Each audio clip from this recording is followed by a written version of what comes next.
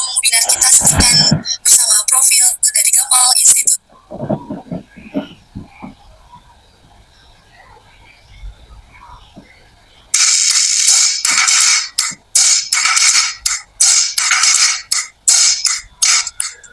Mau tahu cara memanfaatkan aktivitas Gamal Institute untuk mendukung pengembangan usaha Bapak Ibu? Pertama, ikuti kegiatan webinar yang diselenggarakan di Gamal Institute untuk menambah wawasan. Kemudian bergabung ke grup komunitas, dikelola dan berjejaring. Selain Assalamualaikum warahmatullahi wabarakatuh, sahabat semuanya. Kali ini kita akan berbagi itu tentang budidaya burung walet ya di pedesaan. Ini sahabat-sahabat semuanya, nantikan ya, ikuti kita sampai selesai. Yang sekarang ini oleh Institut Gamal ya. Terima kasih. Tes sudah ini ya suaranya ya. Oh ya. Terima kasih Bapak Ibu semuanya. Sebelumnya Assalamualaikum warahmatullahi wabarakatuh. Selamat pagi menjelang siang untuk kita semuanya. Terima kasih Bapak Ibu sudah meluangkan waktunya, dan juga di sini saya akan berbagi apa yang sudah saya lakukan ya selama ini ya. Mungkin sebelum itu kita tayangkan dulu.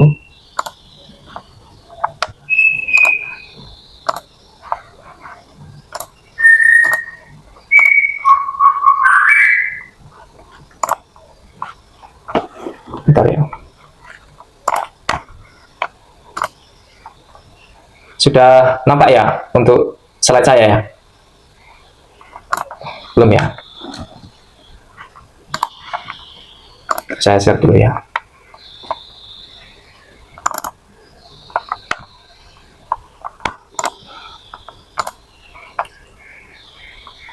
Apa sudah terlihat? Oh ya, terima kasih. Oke, Bapak Ibu semuanya, sebelumnya perkenalkan diri dulu, saya atas nama Agung Prastiawan. Kebetulan saya diberikan amanah sebagai seorang penyuluh ya, penyuluh pertanian lapangan. Untuk wilayahnya kebetulan saya ada di Merangin, Jambi, Bapak Ibu. Salam kenal semuanya untuk kita semuanya ya. Untuk kali ini Bapak Ibu, mungkin dari tema itu kunci sukses investasi budidaya burung walet di pedesaan ya Bapak Ibu. Jadi sebelum saya masuk ke materi atau sedikit pengalaman saya, waktu itu kita membangun itu tahun 2018 Bapak Ibu. 2018, kalau sekarang 2025 ya, kurang lebih 6-7 tahunan ya Bapak Ibu ya. Jadi tadi sudah kita lihat dari awal sampai akhir gambaran bagaimana gedung walet atau rumah walet yang ada di pedesaan, khususnya adalah itu milik saya pribadi ya. Alhamdulillah sudah bisa membangun ya. Kalau namanya investasi Bapak Ibu, berarti kita menanamkan modal atau mengeluarkan modal di situ untuk kedepannya adalah menghasilkan uang juga, seperti itu ya Bapak Ibu ya. Jadi kalau kita investasi peluangnya besar, kenapa tidak? Akan tetapi Bapak Ibu, waktu itu saya juga hanya apa ya, memberanikan diri saja, karena dari kami pribadi, kami dari keluarga itu tidak ada yang membuat atau yang berusaha membudidayakan burung walet ini ya. Akan tetapi di sini berkat informasi, peluang, prospek ya. Bahkan sebelum membangun gedung atau rumah walet ini, sempat saya studi banding dulu Bapak Ibu ya, studi tiru lah. Yang pertama ada niat dulu ya, kita niat dulu bahwa ini prospek, bahwa kita tinggal di pedesaan itu apa yang bisa, bahasa kita, yang bisa memberikan manfaat di desa ya. Sehingga saya melihat banyak gedung-gedung tinggi di situ yang berpotensi untuk bisa bermanfaat untuk diri kami dan juga untuk tentunya adalah untuk masyarakat umum ya, yaitu adalah di budidaya burung walet ini. Jadi kami pernah studi tiru di wilayah kami di Merangin beberapa tempat, terus di Palembang itu di daerah Sungai Lilin juga beberapa tempat. Yang paling banyak di Merangin yang kami jumpai ya waktu itu ya. Akan tetapi itu pun secara detailnya belum ini ya, ibaratnya kami masih awam. Jadi untuk membangun ini memang kita studi tiru waktu itu ya, ilmunya itu pokoknya yang penting berani, seperti itu waktu itu saya 2018an itu. Lantas kita putuskan oke, siap kita untuk membangun ya, untuk investasi di budidaya burung walet ini. mungkin Bapak Ibu sudah melihat atau bahkan Bapak Ibu sudah memiliki gedung walet atau rumah burung walet, akan tetapi mungkin banyak juga atau ada ditemui tidak berkembang. Nah ini yang namanya kita berinvestasi, kita harus ada outputnya, ada input, ada outputnya, seperti itu ya Bapak Ibu ya. Oke Bapak Ibu, kita langsung saja untuk pengalaman saya, yaitu cara suksesnya investasi budidaya burung walet di pedesaan. Sebelum itu bahwa burung walet ini Bapak Ibu, kalau kita tidak punya niat untuk berinvestasi di budidaya burung walet, maka Bapak Ibu seolah tidak tahu bahwa itu ada prospeknya. Jadi ketika Bapak Ibu sudah ingin berinvestasi di budidaya burung walet, maka ketika Bapak Ibu dimanapun tempat, itu kalau menurut saya melihat ke atas itu pasti ada burung waletnya. Nah ini, coba nanti Bapak Ibu ketika keluar dari kantor, dari rumah, dilihat ke atas. Biasanya apalagi kalau pas musim mendung, musim mau hujan, itu biasanya banyak sekali burung walet ini berterbangan ya. Kalau dari informasi dari medsos yang pernah saya lihat, pernah saya dengar, burung walet ini ketika belum ada gedung, belum ada rumah, maka dia bisa bertahan 10 bulan untuk bertahan di udara. Nah, ini luar biasa. Akan tetapi ketika burung walet ini ingin berkembang biak, maka dia harus mencari tempat ya. Yaitu kalau di secara umumnya itu di gua-gua ya Bapak Ibu ya. Seperti itulah. Burung walet ini ketika berkembang biak, disitulah mengeluarkan lendir ya. Di situ yang kita ambil adalah sarangnya ya. Nah sarangnya seperti ini ya Bapak Ibu. Ini Bapak Ibu sudah sering melihat juga ya. Ini kebetulan ada saya sisakan ya. Ini sarang yang kita ambil atau kita panen dari gedung waletnya ya. Ini bentuknya adalah mangkok ya. Karena tadi Bapak Ibu sudah melihat ya. Tadi saya sampaikan sarang sudut itu kalau bisa dihindari ya. Kalau bisa dihindari. Karena sarang sudut itu nilai ekonomisnya rendah ya. Kalau bisa yang mangkok seperti ini ya.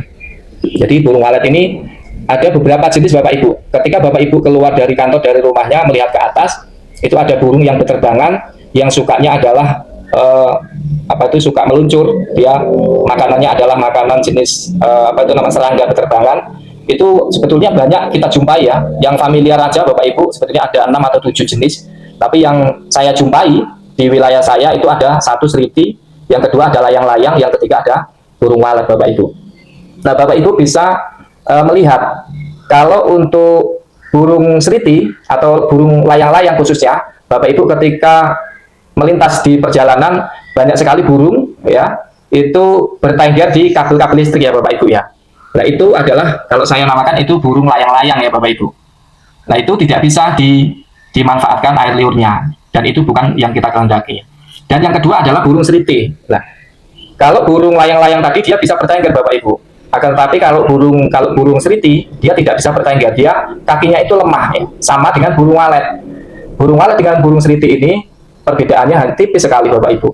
Kalau dilihat dari visualnya ya. Akan tetapi kalau dilihat dari visual secara dari suaranya itu berbeda ya. Jadi kalau burung seriti itu kita jumpai, mungkin Bapak Ibu punya garasi rumah. Garasi rumah biasanya kan kalau dia cocoran itu atau tembok, kalau dia dingin biasanya keluar masuk di situ burung seritinya. Dan ketika ada sarangnya, maka sarangnya itu sarang pakai seresah Bapak Ibu ya. Dan itu sebetulnya ada nilai ekonomisnya, akan tetapi di sana hanya 5-10% air liurnya. Sementara yang kita kehendaki adalah burung walet yang asli, memang air liurnya. Di sana hanya mungkin 2-3% untuk seresah. Seresahnya itu pun dari bulu-bulu burung itu. Dan lainnya itu adalah sarang burung walet Bapak Ibu ya. Seperti itu. Untuk kegunaan sarang burung walet ini juga kalau di Indonesia itu dari sarang burung walet itu 80% dari Indonesia, dari dunia. Jadi dari literatur yang saya baca itu di dunia itu 80% Indonesia menyumbangkan sarang burung waletnya. Artinya apa? Kebutuhan sarang burung walet di dunia ini dipenuhi yang mayoritas adalah dari negara Indonesia. Nah disinilah kita ketahui bahwa sampai saat ini sebetulnya saya pribadi kalau untuk mengkonsumsi sarang burung walet ini ya, ini juga jari 10 ini belum Bapak Ibu, belum penuh.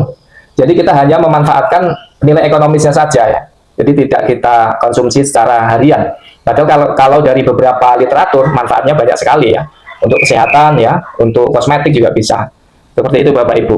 Jadi ini memang bagi saya pribadi kurang lebih berjalan 6-7 tahun ini dengan adanya rumah burung walet ini ya, alhamdulillah ya.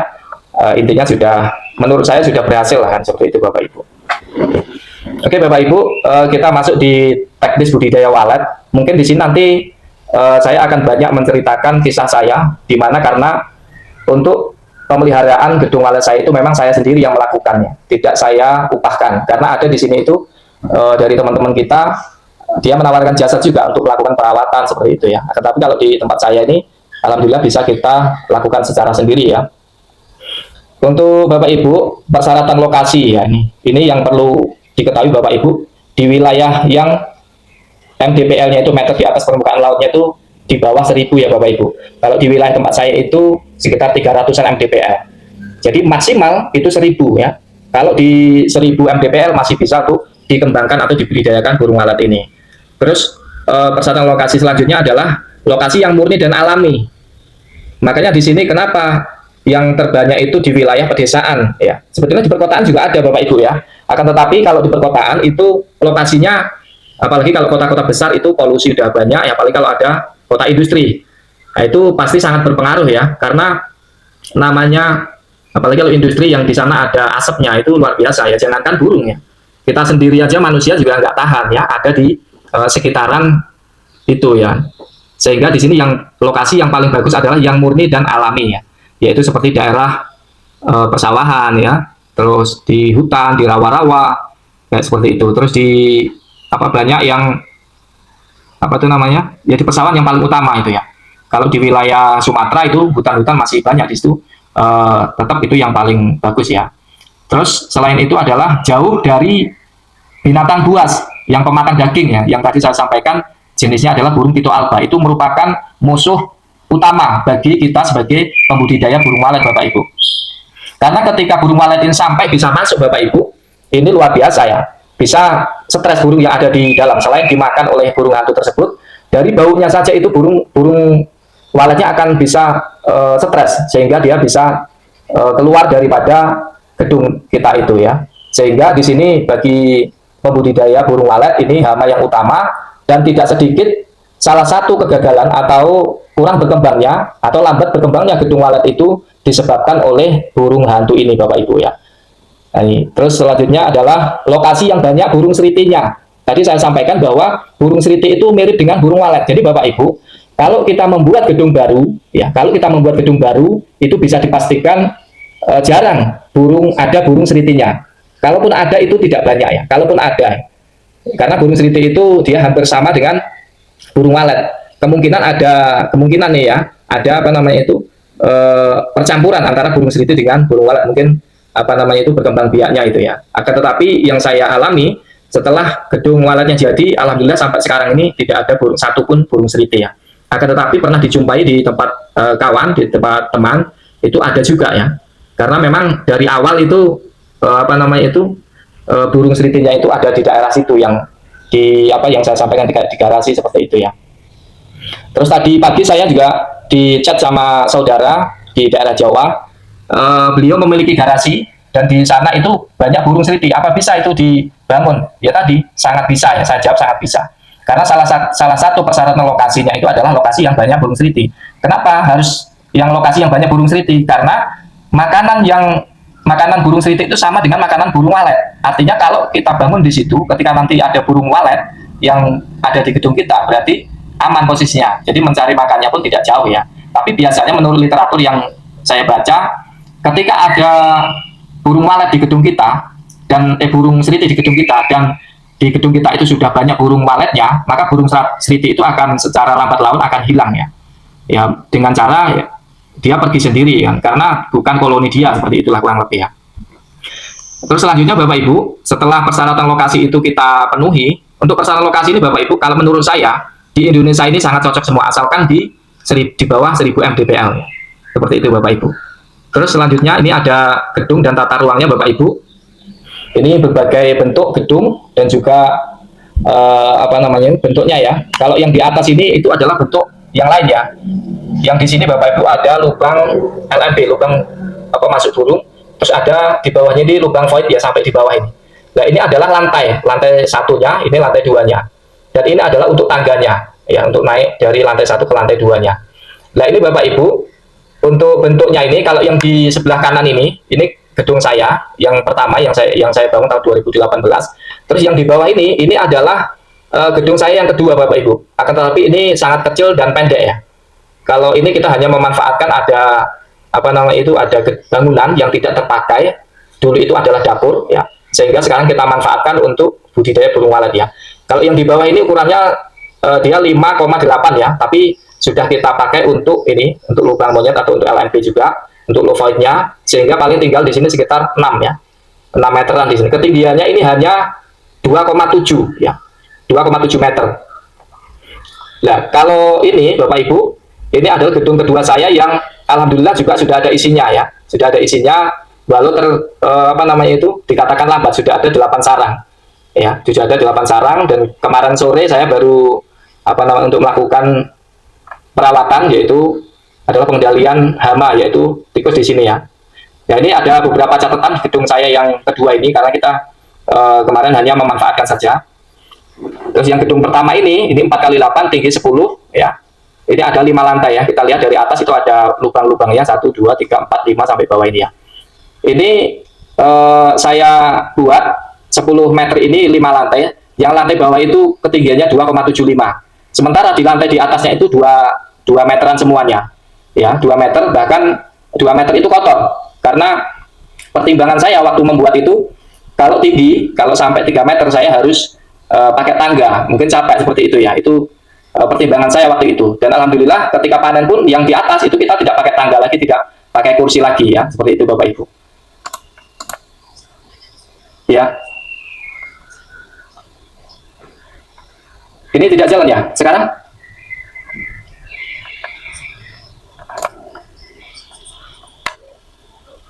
Oh ya, ya. Tapi sudah nampak sekarang ya, karena masih di sini ya. Ya. Terus selanjutnya karena kita di desain ya, ini kita masuk di suhu. Jadi tadi persyaratan untuk teknis budidaya, satu persyaratan lokasi, terus yang kedua ada desain tata ruangnya seperti tadi.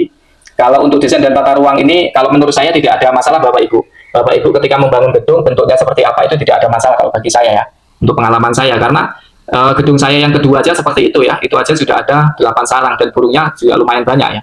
Tetapi sarangnya baru 8. Yang selanjutnya adalah suhu ya. Suhu ini yang normal itu 26 sampai 29 ya derajat. Jadi kalau rata-rata ya 28 itu bagus ya. Kalau yang paling bagus 26 ya. Untuk kelembapannya itu 80 sampai 95. Nah, ini kelembapan di dalam gedung atau di dalam rumah burung walet ya. Terus selanjutnya penerangan. Penerangan ini walet itu suka yang remang-remang sampai ke gelap. Ya, itu seperti seolah-olah di gua-gua alami ya. Seperti itu Bapak Ibu. Nah, untuk suhu Bapak Ibu, ini tadi Bapak Ibu ketika melihat tayangan video tadi kan ada kipas ya, ada kipas, ada bak, ada kipas, ada airnya. Itu fungsinya salah satunya adalah untuk mencapai suhu ini. Terkadang untuk suhu di tempat saya ketika musim kemarau seperti ini, sekarang udah masuk musim kemarau nih. Jadi sampai 30 Bapak Ibu, bahkan sampai 31 ya. Tapi yang paling sering 29. Aduh, rata-rata di gedung punya saya. Nah, seperti itu Bapak Ibu. Terus selanjutnya adalah hama dan penyakit di dalam gedung burung waletnya. Jadi sudah saya sampaikan, burung hantu ini adalah salah satu hama utama bagi pembudidaya burung waletnya.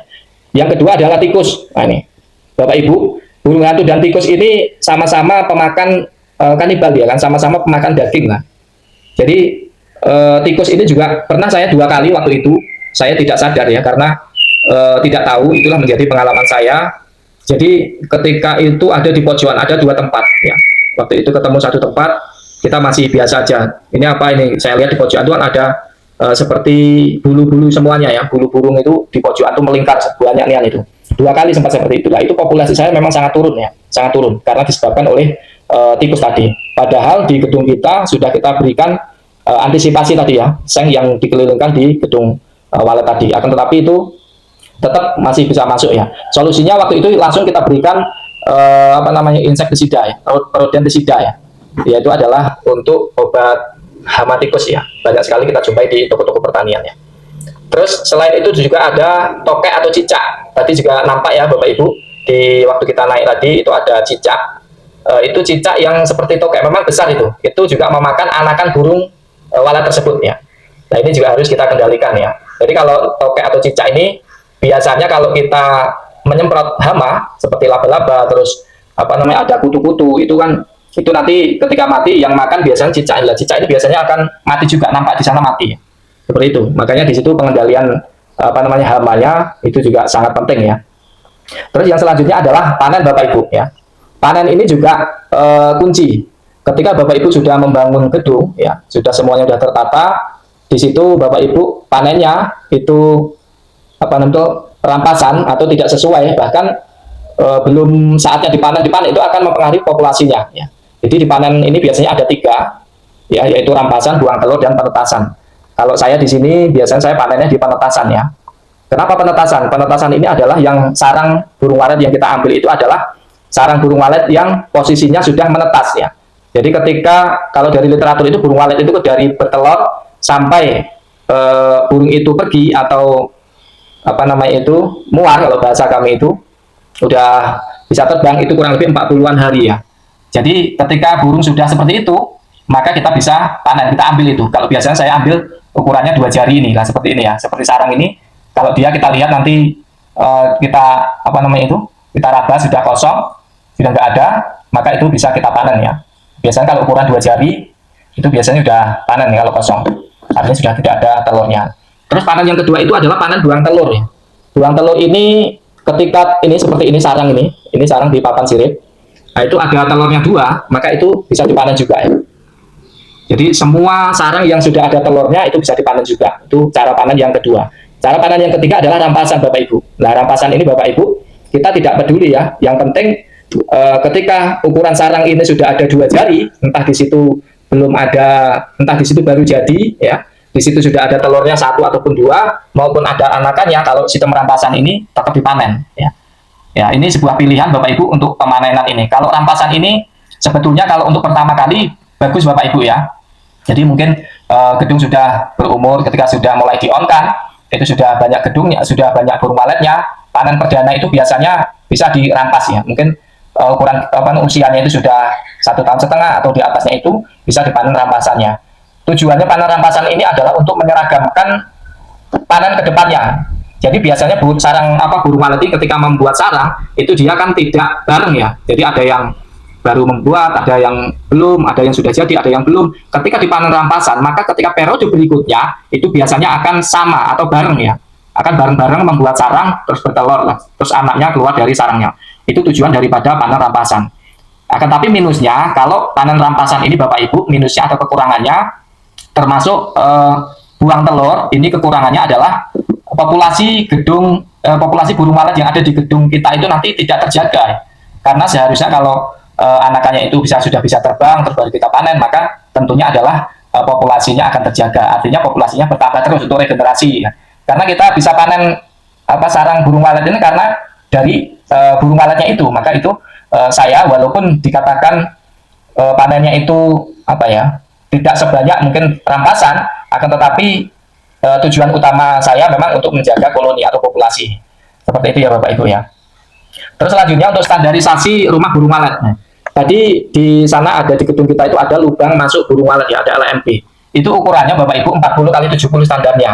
Ya, punya saya itu saya berikan 40 x 60 Bapak Ibu. Yang di atas tadi itu ya, ketika pertama di video tadi itu ada lubang burung walet tadi ada 40 x 60 punya saya. Terus yang kita berikan kaca tadi itu. Nah, kaca itu Bapak Ibu kita sesuaikan dengan lebar dan panjangnya ini ya, nanti posisinya miring. Alhamdulillah dengan adanya pemberian kaca sampai saat ini tidak ada nampak burung ada di dalam gedung walet kita ya. Padahal di sekitaran itu tidak ada. Kita untuk awal-awal dulu ya kita kendalikan ya burung hantu ini ya. Karena kita takut juga kalau sampai dia itu masuk ke dalam gedung walet. Tapi akhir-akhir ke sini dari 2018 menuju ke sini itu tidak kita kendalikan, artinya tidak kita tembakin waktu itu ya. Karena kita hanya dapat sekitar 1 atau 2. Ini seperti itu. Karena Tito alba ini kan fungsinya juga untuk membunuh tikus juga ya. Jadi kita hanya menjaga bagaimana agar burung hantu ini tidak masuk ke dalam gedung kita aja, seperti itu fokus kita. Terus yang selanjutnya di dalam gedung walet itu ada void atau terowongan berputar ya. Tadi sudah kita lihat dari atas di video tadi, itu dari lantai atas sampai ke bawah itu adalah tempat untuk berputarnya burung walet ya. Kalau di sini void itu adalah terowongan ruang berputar dari atas sampai bawah. Nah ini Bapak Ibu, Dulu saya pernah menjumpai yang dimaksud terowongan ini Bapak Ibu, tidak kita sebagai petani atau pembudidaya burung walet tidak lantas kita membuat gua lubang seperti gua sehingga ada yang saya jumpai itu membuat kotak gitu kan, anggaplah mungkin 80 kali 80 itu pun terowongan seperti itu. Nah itu sangat menyulitkan bagi burung walet ya. Jadi tadi saya sampaikan ketika burung walet datang di gedung kita itu usianya kurang lebih rata-rata di bawah 6 bulan Bapak Ibu ya, di bawah 6 bulan, karena biasanya burung walet ini dia mencari tempat yang aman dan nyaman ya untuk melakukan perkembangbiakannya. Dan dia ketika masuk di gedung walet kita, dia tidak lantas masuk ke dalam, atau sampai masuk ke dalam itu belum, biasanya dia akan mengenali dulu ruangan-ruangan mana dulu. Dan ketika dia awalnya biasanya di suara tadi itu ya, suara panggil yang ada di LMB tadi, biasanya di atas itu. Nah, ketika sudah serasa nyaman, dia baru akan berusaha masuk ke dalam melalui lubang atau terowongan ruang berputar ini atau void ini. Bapak Ibu, yang perlu diketahui untuk void terowongan ini besarannya adalah 35% dari ruangannya. Nah, seperti itu ya Bapak Ibu. Jadi ini sangat ya, ketika nanti burungnya sudah berkembang, populasinya banyak, maka nanti itu untuk perjalanan atau untuk berputarnya burung di dalam gedung walet itu akan sangat berpengaruh. Sehingga di sini diperlukan 35% dari ruangan yang ada. Terus tinggi antar lantai. Untuk tinggi antar lantai Bapak Ibu idealnya adalah 3 meter. Dan setiap 4 meternya itu ada minimal 10 angin-angin ya. Tadi Bapak Ibu dari luar gedung nampak tadi seperti peralon-peralon itu ya. Setiap 4 meter persegi itu ada 4 peralon atau lubang angin ya. Lubang angin tujuannya adalah untuk membuang amonia Bapak Ibu. Karena kalau amonia ini tidak terbuang, tidak bisa keluar, maka pengaruhnya satu di burung walet itu sendiri. Yang kedua adalah pengaruh di sarang. Biasanya sarang itu bukan berwarna putih, akan tetapi akibat adanya amonia, sarangnya bisa menjadi warna kuning atau bahkan menjadi agak hitam seperti itu. Terus selanjutnya untuk tinggi ya. Tinggi tadi kan kalau menurut literatur itu ya 3 meteran Bapak Ibu ya. Antar lantai itu 3 meter ya. Jadi semakin tinggi, karena semakin tinggi itu adalah semakin panas, maka ketika lantai atas itu lebih tinggi dari 3 meter ya. Akan tetapi ya, di gedung walet saya yang paling atas itu ya 2 meter kotor semuanya. Jadi lantai pertama itu 2,75, itu kalau saya panen pakai pakai pijakan, pakai kursi. Yang lantai selanjutnya 2, 3, 4, 5 itu kita nggak pakai karena 2 meter kotor ya. Alhamdulillah dari lantai 1 sampai 5 itu terisi semuanya ya, alhamdulillah ya. Terus selanjutnya Bapak Ibu ada sekat sebagai pembatas ruang void dengan antara void dengan ruang inap atau lubang minimal 80 kali 80 meter. Nah ini Bapak Ibu baru di gedung saya itu belum ada ya. Jadi ini juga saya sampaikan, mudah-mudahan tidak terjadi pada kita semuanya. Kemarin ada rekan kita sebagai pemelihara itu jatuh Bapak Ibu ya dari ruang ini antara lantai 1 atau lantai 2 ke lantai 1 karena tidak ada sekat ini ya. Jadi di lubang voidnya itu dari atas sampai bawah itu loss atau tidak ada sekatnya. Nah bagusnya itu kita berikan ini Bapak Ibu 80 kali 80 meter untuk dari lubang void burung waletnya nanti masuk ke tempat ruang inap. Nah seperti itu Bapak Ibu. Dan sekarang punya saya itu sedang mau perbaikan seperti itu ya. Untuk kayu sudah kita belikan, nanti tinggal kita proses pemasangan. Tujuannya adalah untuk keamanan kita ya Bapak Ibu, agar ketika kita di pinggir tadi di lubang dari atas sampai bawah di setiap lantai itu kita tidak jatuh ke bawah seperti itu ya Bapak Ibu. Terus selanjutnya adalah teknik menginapkan burung walet Bapak Ibu. Ya ini sebetulnya sangat sekali erat hubungannya dengan bagaimana burung walet itu ya yang tidak ada kita datangkan ya. Artinya dengan menggunakan suara ini ya. Yang pertama ini penggunaan rekaman suara ya. Jadi penggunaan rekaman suara ini tadi saya sampaikan ada suara inap, ada suara tarik, ada suara panggil ya. Kalau suara panggil itu identik di luar. Kalau suara inap itu untuk suara tarik itu untuk menarik ya. Artinya ketika burung berada di lubang masuk itu ada suara suara panggilnya, maka kita harapkan ada suara tarik. Kita tarik ke ruangan-ruangan tersebut ya. Ada lantai 1, lantai 2 dan seterusnya tadi. Nah, di setiap lantai itu kan ada ruangan inap. Di situ diisi dengan Twitter inapnya ya, seperti ini ya. Kalau Twitter seperti ini ya Bapak Ibu ya. Nah, seperti ini yang kita pasang di papan sirip itu. Nah, untuk rekaman suara ini Bapak Ibu harus kita pahami ya.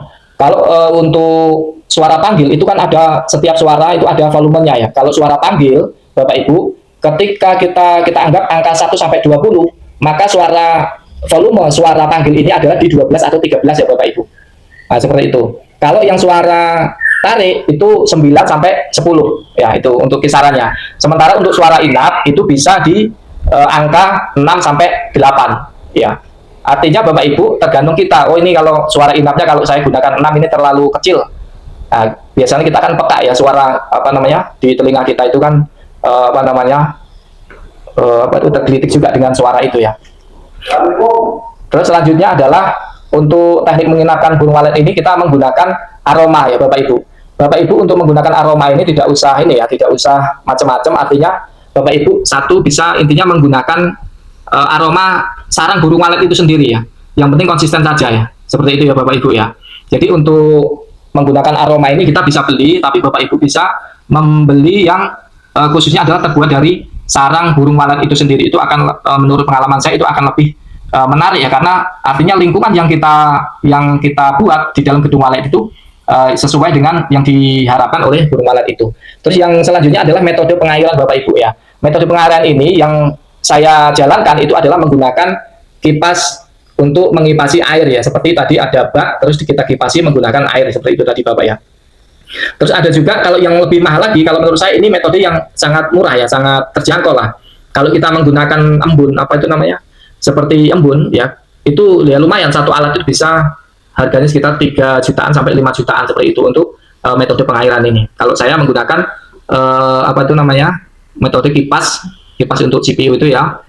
Kita kipasin di area bak yang terisi oleh air. Seperti itu Bapak Ibu.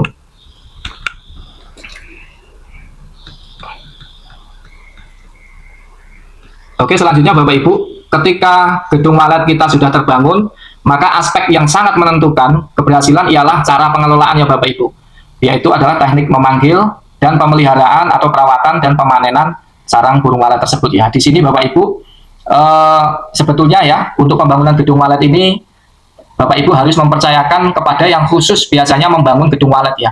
Kalau untuk para pembangun rumah biasanya itu biasanya tidak bisa Bapak Ibu. Jadi pengalaman saya waktu itu ketika kita selesai membangun gubuk kita, terus kita berusaha untuk tukang untuk bangun rumah ini, kita untuk lanjut untuk bangun gedung ini, baru sampai di lantai 1,5 mereka sudah tidak sanggup. Wah, luar biasa. Akhirnya kita mendatangkan ahlinya yang sudah terbiasa untuk melakukan pembangunan gedung walet seperti itu ya Bapak Ibu.